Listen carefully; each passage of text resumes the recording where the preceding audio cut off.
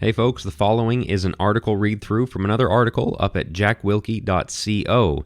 Head over there, you can become a free subscriber to get all of the latest by email, or you can support my work and become a paying subscriber there as well. Beware the Bitterness Brigade, August 25th, 2026. Complaining is one of mankind's favorite pastimes.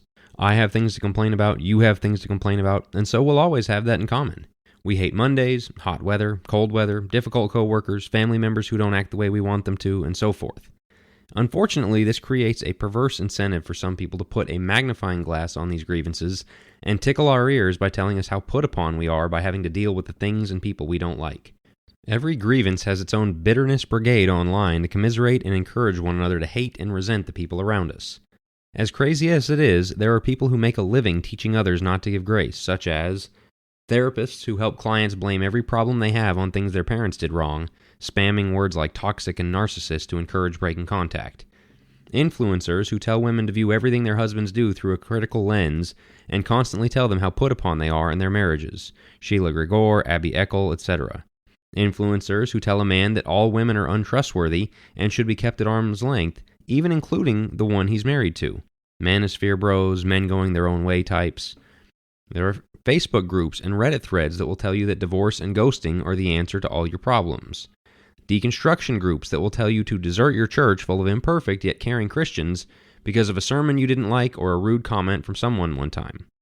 People will come across groups like these, feel a kinship over a common experience or two, convince themselves they've found their people, and next thing you know, they've blown their lives up thanks to the bad company that corrupted their good morals.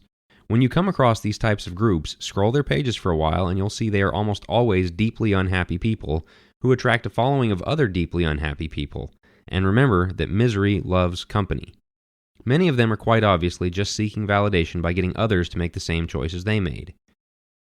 Divorce is contagious because divorced people often spread their misery and tell others to look for greener grass too. Going non-contact with family has snowballed in recent years as that is often the only tool some can loan from their toolbox. These things become social contagions long before many of the adherents stop to think if their choice was wise. But evaluating the wisdom of our choices is the task before us. Does God condone these kinds of bitterness brigades? As always, measure the fruit.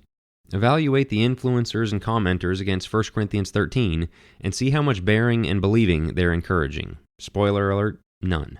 Watch a TikTok video of a mom complaining about her annoying kids or lousy husband and ask yourself if she's considering it all joy to endure her various trials or rejoicing in the Lord always, and if she's helping you do the same. Read some forums about cutting off family members and see if the people there are dedicated to forgiving, just as God in Christ has forgiven us. Just slamming the door for the slightest offense isn't the answer, no matter how many maladjusted Redditors say so. We aren't perfect either, so we had better give the grace we hope to receive on our worst days too. You have to be so careful about who you're listening to. No, you don't have to ignore every offense a loved one commits, but even in conflict, we have to start from a place of love and grace. Look at the fruits of doing otherwise, and you'll see that this kind of advice does not make one more Christ-like. That's why enduring these hardships matters. This is our sanctification. People are difficult. Sometimes life is difficult. We were not promised otherwise. We can either complain about it and throw blame and resentment toward the people we are commanded to love, or we can see our struggles the way the Bible presents them, as opportunities to grow in Christ-likeness. We think our sanctification will come from a great worship service, or a good personal devotional time, or the spiritual high of a camp or a retreat. All of those are great. But where God really shapes us is in our faithful obedience to the day-in, day-out commands we don't always want to obey. A tough day with your spouse or kids is a new opportunity to submit ourselves to the Bible's commands to love them, not be embittered toward them, and fulfill our God-given role for them. Hurt from your parents or someone in the church is a chance to learn how to bear with people. Removing your pains and obstacles won't make you more joyful. Faithfully bearing them will. Patience, humility, love, and grace are the answers. Finding people who will encourage our bitterness and validate our anger and annoyance is not. If the people who have your attention online are making you more resentful toward the people you are called to love, use that unfollow button wisely.